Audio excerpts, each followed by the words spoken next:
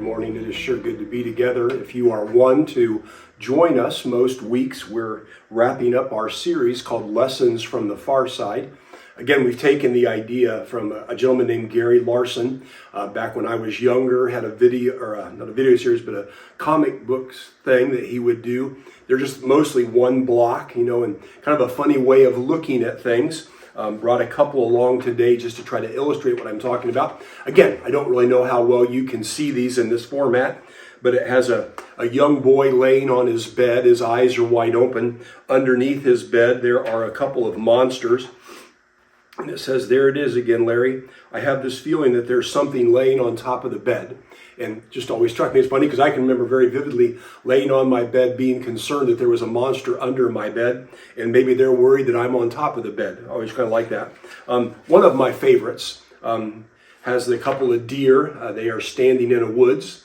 And the one comments to the other, "Bummer on the birthmark, Hal." Don't know if you can see that, but his birthmark is in the form of a perfect little bullseye. And I guess if you were a deer, you would probably prefer not to have that target on you. Always kind of intrigued by the idea because I felt like he just had such an unusual way of looking at the world. And a lot of times I think that's some of what attracts us to maybe a certain movie or a show or a character or whatever, just kind of their unusualness, if you will. Well, long before there was this man named Gary Larson in the Far Side comic series, there was a gentleman named Jesus. And I think if you would have been around him, you would have appreciated that he looked at the world in just a very different way from most of the people that you would have encountered. To try to illustrate what I'm talking about, if you would go with me to the book of Matthew, chapter 5, beginning in verse 43. Jesus says, "You have heard that it was said, 'Love your neighbor and hate your enemy.' But I tell you, love your enemy and pray for those who persecute you, that you may be the children of your Father in heaven. He causes the sun to rise on the evil and good. He sends rain on the righteous and the unrighteous. If you love those who love you, what reward will you get? Even the tax collectors are doing that. And if you greet only your own people, what are you doing more than others? Do not even the pagans do that? Be perfect, therefore, as your heavenly Father is perfect." I don't really know what it was like for those people that day when they were sitting there on that mountainside listening to Jesus preach this sermon, and he just throws out a line like that.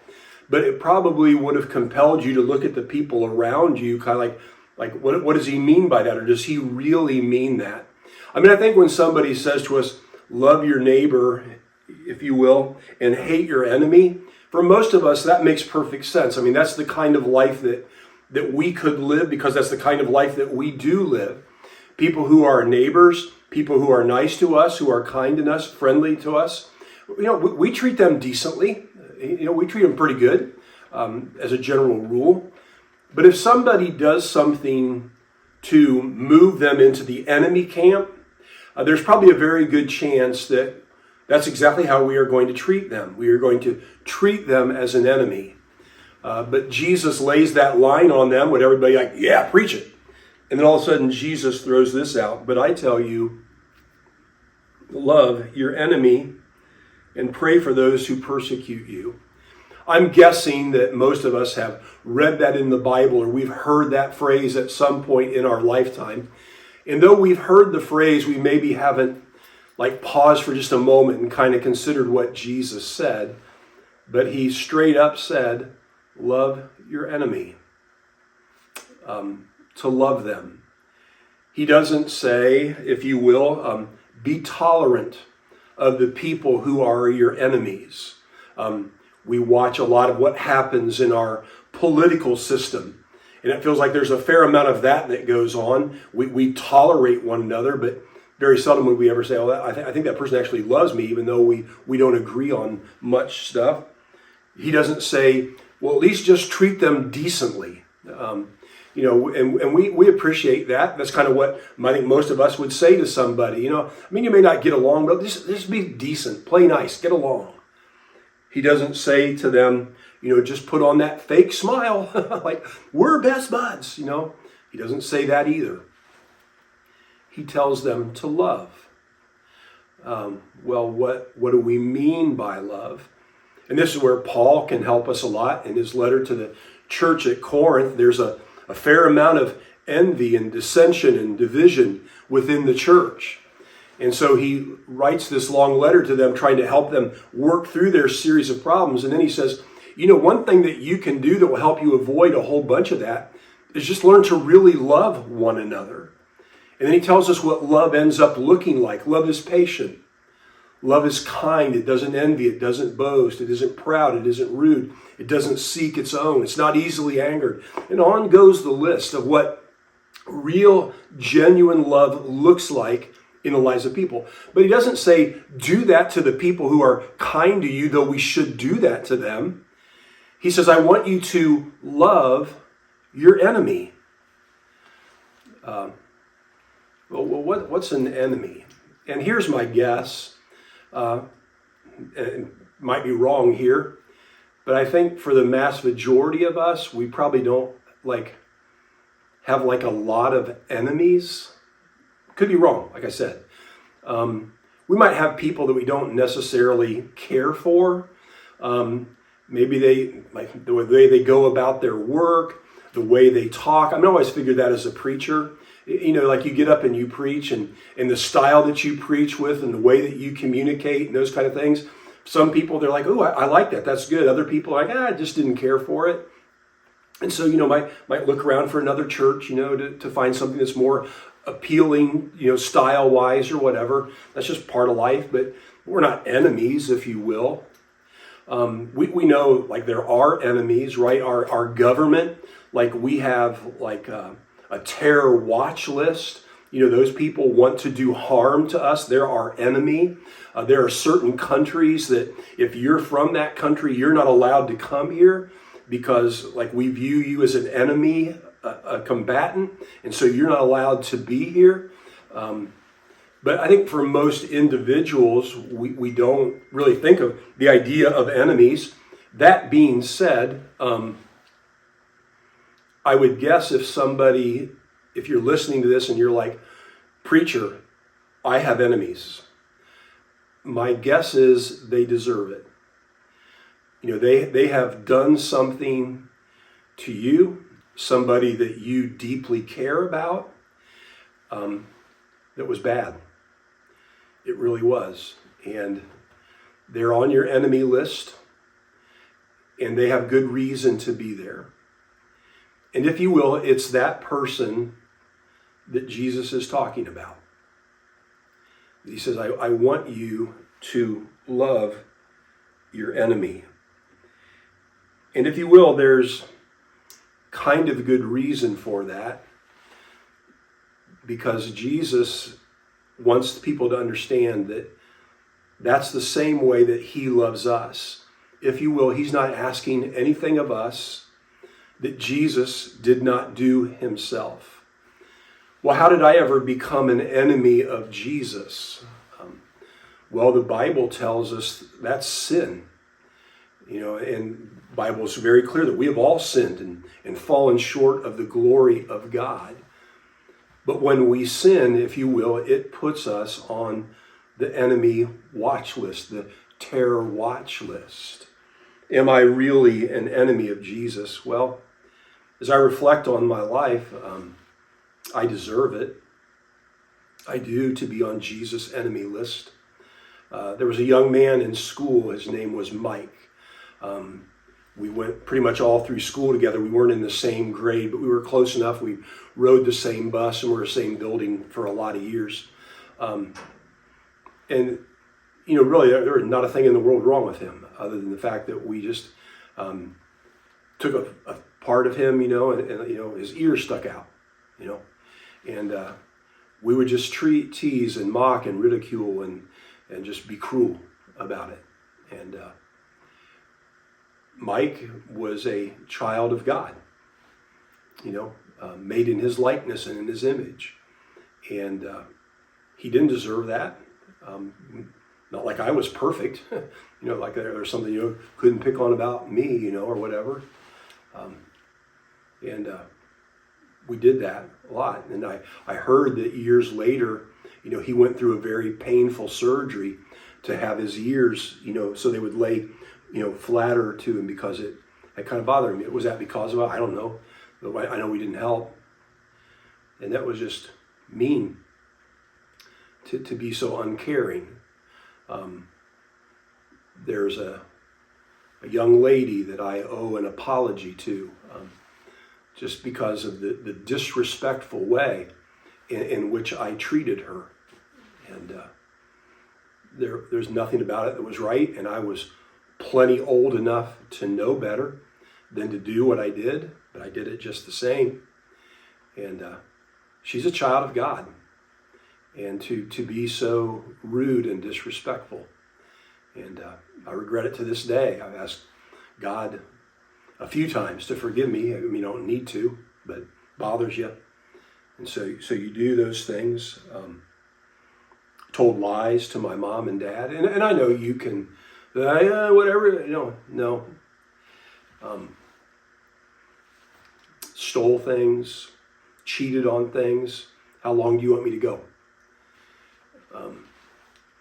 And it wouldn't have taken one. It wouldn't have taken one, but it wouldn't have taken 50 or 1,000, whatever. One put me on Jesus' enemy watch list. And yet God still looked at me and said, in knowing everything about you, Larry Snavely, I still choose to love you, though you are an enemy. I will send my son to the cross and die so that everything that you deserve, I will pour out on him so that we can be friends. That you no longer have to be an enemy. Jesus meant it. John 3:16 says, for God so loved the world, he sent his one and only son, that whosoever believes in him would not perish. That's what I deserve, but I don't have to receive that because of what Jesus Christ did to me. But we need to understand, in Jesus' economy, these are not just words that he says. Love your enemy and pray for those who persecute you. And then he just goes on living his life, whatever. That's not how Jesus was. He didn't just say these things. It is who he was. He will tell stories that will allude to it. He tells a story about a good Samaritan. There's a man who's traveling from one city to another. He falls into the hand of robbers, and he's beaten, left for dead. Religious leaders pass by, and none of them will bother to stop and help him. But then comes a Samaritan. And the Samaritan stops and bandages his wounds and puts him on the donkey, takes him into town, cares for him through the night. In the morning he gets up, gives the guy some money, and when I come back, if he's incurred more expense than this money covers, I'll cover that as well. Which one are we supposed to be like?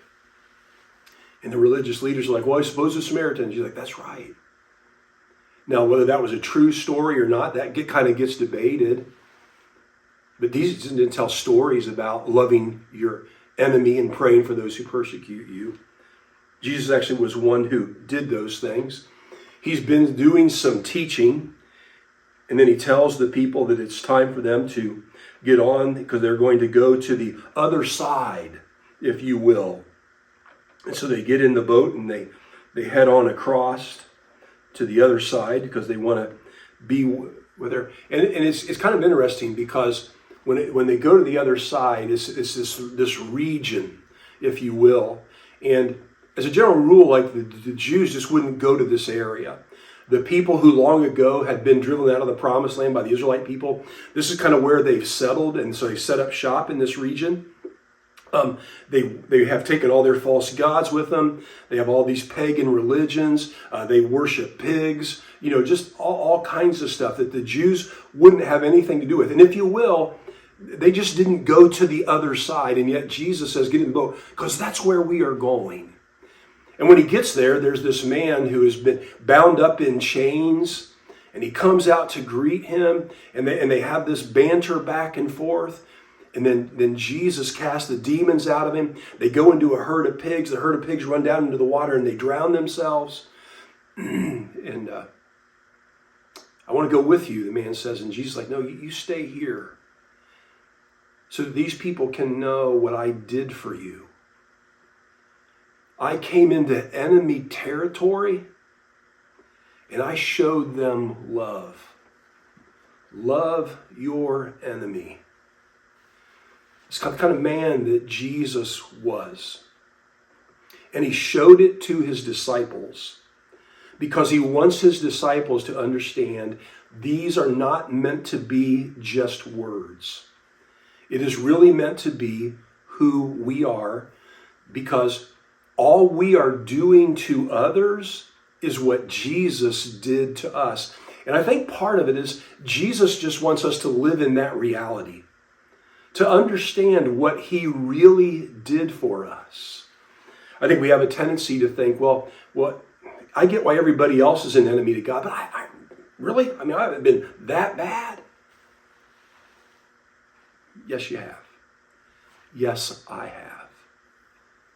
And so when it comes time that I'm tempted to belittle and degrade and make an enemy and keep an enemy, the Lord is like, no, you don't. I need you to be a people who are willing to go to the other side. I need you to be a people who are willing to go to the far side. To be the people that I have called you to be. There's a story in the Bible of a man named Zacchaeus. He's a tax collector. And so, if you will, he's kind of made himself an enemy of the Jews because he is collecting taxes on behalf of Rome. He wouldn't just collect what was required. He would pad it a little bit so that he could live the life he wanted to live. And so he had some money.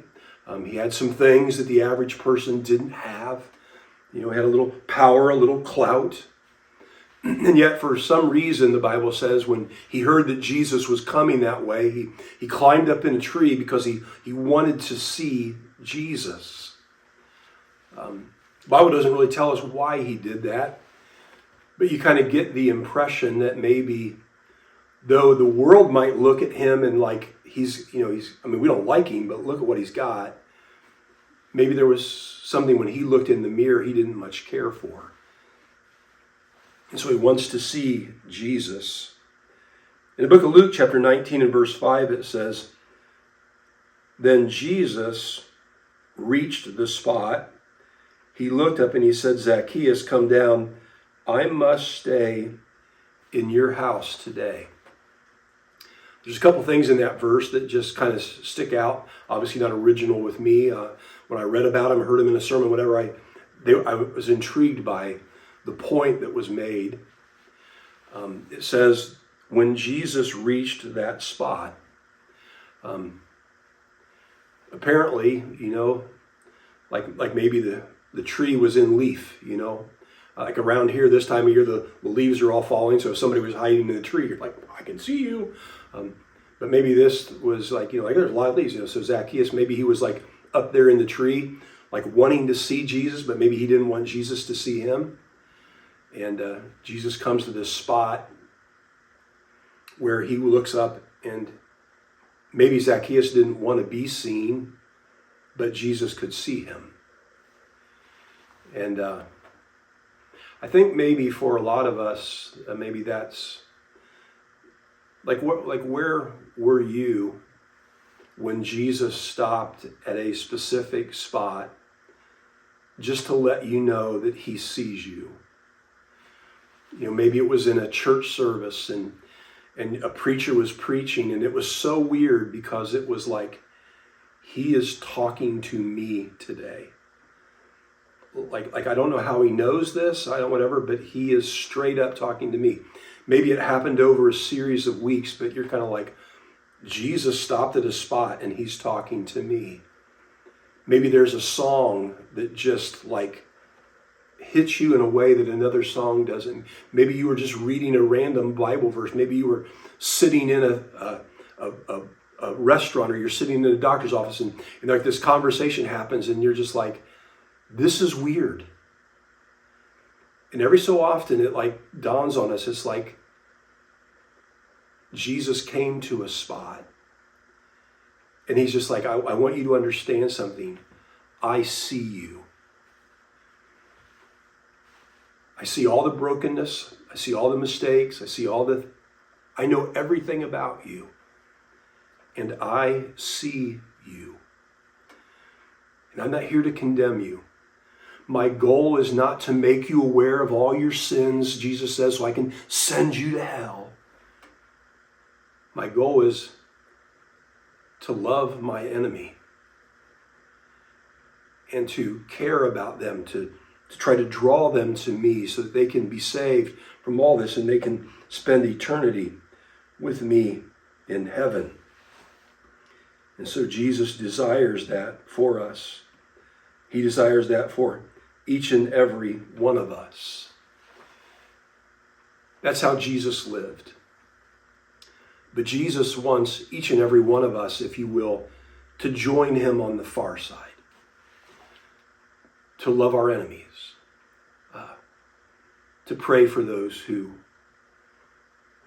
would persecute us, to live life, if you will, just very differently.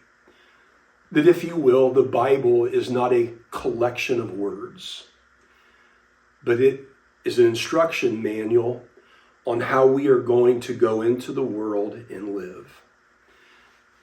Because, if you will, Jesus did not look at us, if you will, in some strange kind of weird way.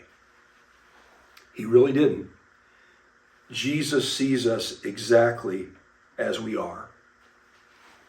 He sees our brokenness. He knows the demons that we live with, the things that, we've been trying for 2 years, 10 years, 50 years to slay this dragon, and we struggle with it. Jesus knows all about it. He knows the things that we're afraid of, not just snakes and spiders, things that make our faith weak. He knows those things, everything about us. He knows the things that make us anxious. He knows every sin we've ever committed. But his appeal still is, I do not want to be your enemy.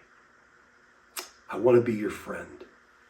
And so I want to come to you and I want to do these things for you. And if you will, Jesus is willing to go to the far side to reach us. But then he also says, I want you to do for others what I did for you. It's an appeal to us to be a people who are willing to live on the far side, to do things that the world looks like as strange, if you will. I was watching a little clip. It was a bull riding. The boy was young. I think it said he was 18 years old. And he's, and if you're familiar with it, like the bull's in the chute, the boy's sitting on his back, they swing the gate open, and out goes the bull. And, isn't a fair fight. The boy just comes crashing down, hits the bull, goes to the ground. He is knocked out cold. And the bull is still enraged, and so it sees a clown and kind of goes toward a clown. It turns, and now his attention is drawn back to this boy who is laying there unconscious on the ground. And as the bull goes back toward this boy, from the stands comes his dad. And his dad kneels over the bull, and he's looking at the bull now with his body covering his son.